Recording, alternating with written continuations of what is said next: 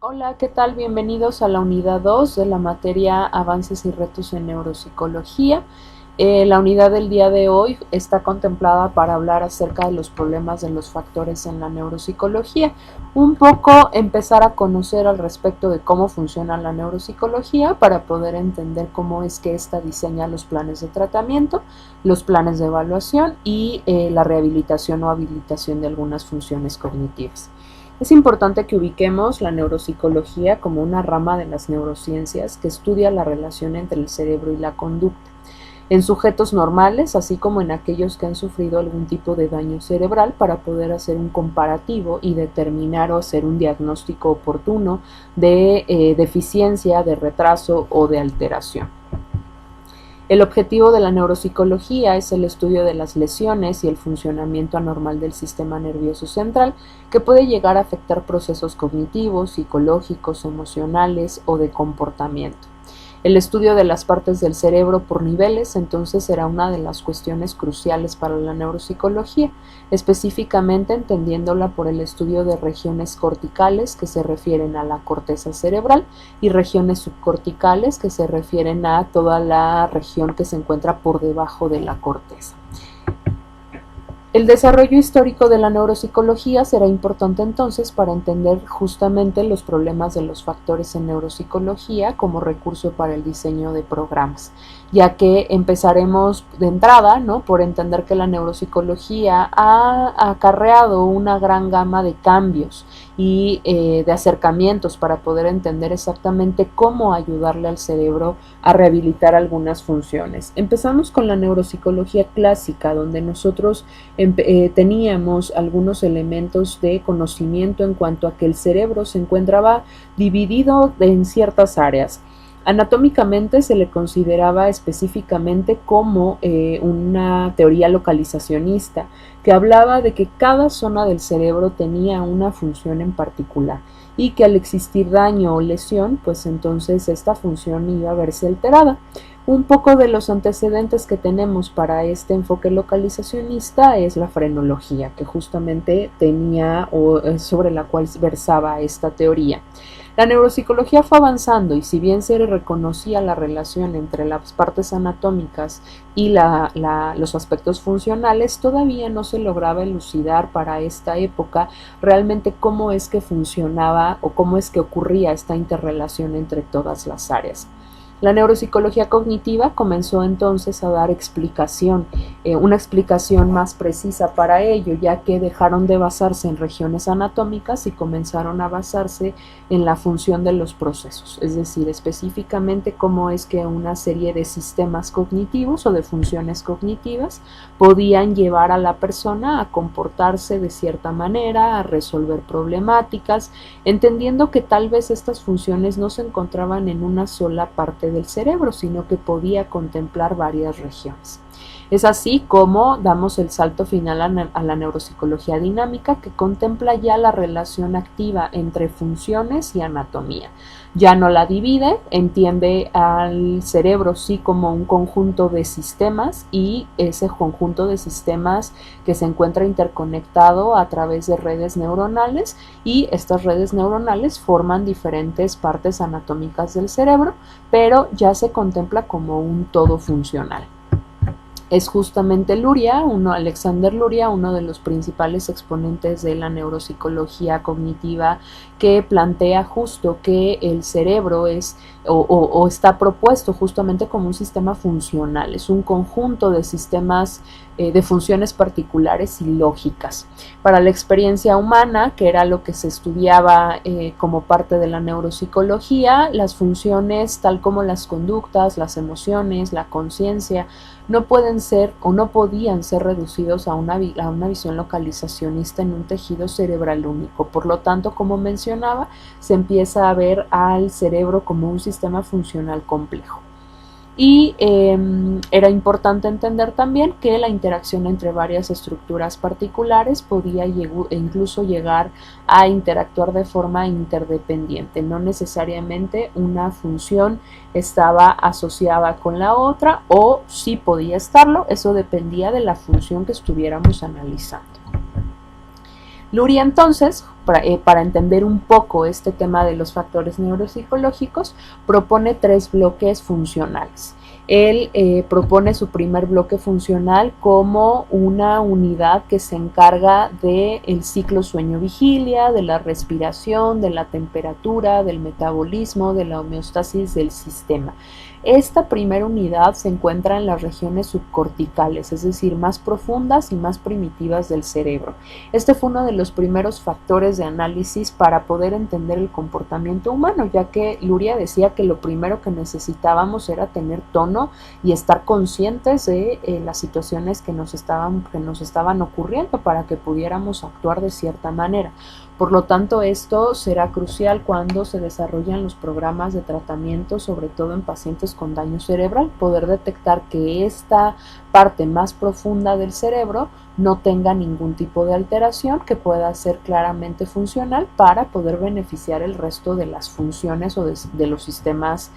complejos, ya que ejercía también un funcionamiento emocional ya evidentemente más complejo que tan solo la regulación de sistemas fisiológicos, pero todavía no alcanzaba a ser un tipo de modulación superior como lo serían funciones cognitivas más complejas, como las veremos más adelante. Esta unidad también se proponía como un control de activación de los mecanismos justo de atención, de vigilia, de orientación, de alerta, que nos permitía o que le permitía al ser humano estar en plena conciencia y poder responder ante los estímulos que le fueran colocados. Para la propuesta de la segunda unidad, Luria proponía un factor en el que se iban a recibir y analizar y almacenar la información a la cual estaba expuesto el ser humano. La función principal de esta segunda unidad era entonces la integración de experiencias sensoriales dadas por funciones cognitivas como la sensación y la percepción. Presenta áreas primarias, secundarias y terciarias, ya que esta área específicamente, al ser una de las más grandes que ya se encuentra en regiones corticales, necesita, digamos, de varios sistemas funcionales complejos para poder hacer la integración de toda la experiencia sensorial y darle un nivel de significado que vaya siendo con una complejidad cada vez más grande,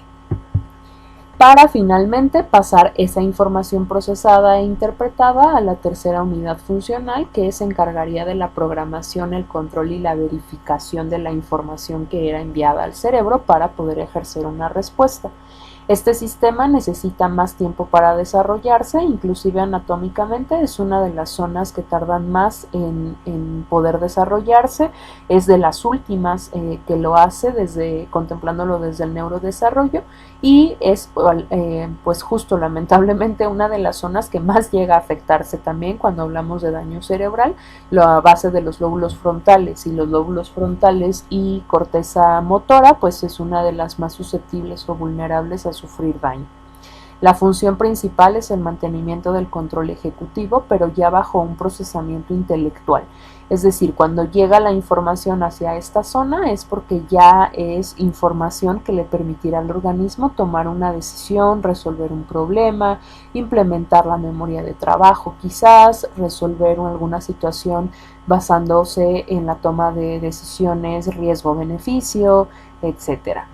Desde este punto de vista, entonces, tendremos que los lóbulos frontales serán también una parte importante en cuanto a la corteza motora, que será la que nos permitirá ejecutar las acciones de la información que sea analizada a través de la corteza prefrontal.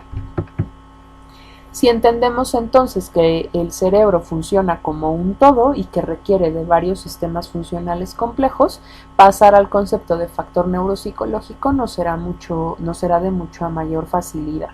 Es importante entender que cada una de las funciones que tiene el cerebro puede encontrarse en una o en otra estructura cerebral. Cada zona cerebral va a participar en un sistema funcional complejo y se encuentra justamente, dependiendo de la zona o la unidad en la que se encuentre, una función psicológica básica o una función psicológica superior. En este caso, las funciones psicológicas superiores van a ser las responsables de cierto factor determinado. Y la labor de un factor pues será mantener las funciones que se encuentran dentro de él intactas, siendo su destrucción, evidentemente, lo que conlleve a la alteración de varias funciones. Entendamos entonces al factor como un conjunto de varias funciones que pueden ser propias o que pueden estar interrelacionadas con algunas otras funciones y entenderlo también dentro de un sistema anatómico. Si lo vemos así, entonces será mucho más fácil entender cómo la neuropsicología se encarga de la evaluación la rehabilitación o el tratamiento de las alteraciones. Lo que hace un neuropsicólogo primero es detectar la alteración primaria, que es una alteración de la función propia de la estructura cerebral, como consecuencia de la pérdida o de la debilitación del factor que se relaciona específicamente con esta estructura. En este caso, este defecto primario será el que se atenderá de forma inmediata.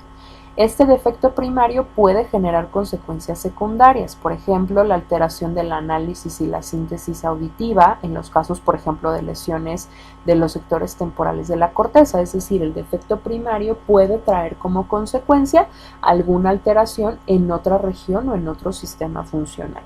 Y estas consecuencias secundarias pueden traer también un defecto secundario. En este caso va a ser le va a considerar como todo efecto sistémico de la alteración en el sistema funcional en general o en varios sistemas funcionales en un conjunto. Es decir, el defecto primario se va a encontrar en un factor específico, sin embargo, ese factor específico puede traer consecuencias secundarias que sea afectar a otros sistemas funcionales que se encuentren de forma aledaña.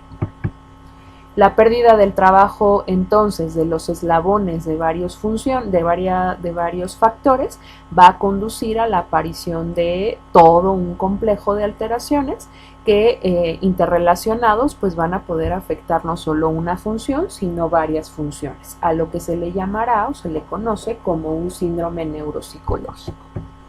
Esto entonces provocará un efecto de cascada, como vemos. Una disfunción en procesos psicológicos básicos podría tener un efecto en sistemas funcionales superiores. Y la disfunción de áreas consideradas superiores también podría conducir a generar una desintegración de las funciones más elementales o más básicas. Si pueden darse cuenta entonces, para poder entender a la neuropsicología y a los retos que ésta trae consigo, pues será muy importante conocer cómo es que ésta valora las funciones cognitivas, cómo es que considera al cerebro en cuanto a un sistema funcional complejo, para poder entender cómo se desarrollarán los programas tanto de evaluación como de rehabilitación. Les agradezco su participación dentro de esta presentación. Los estaré escuchando para la unidad número 3.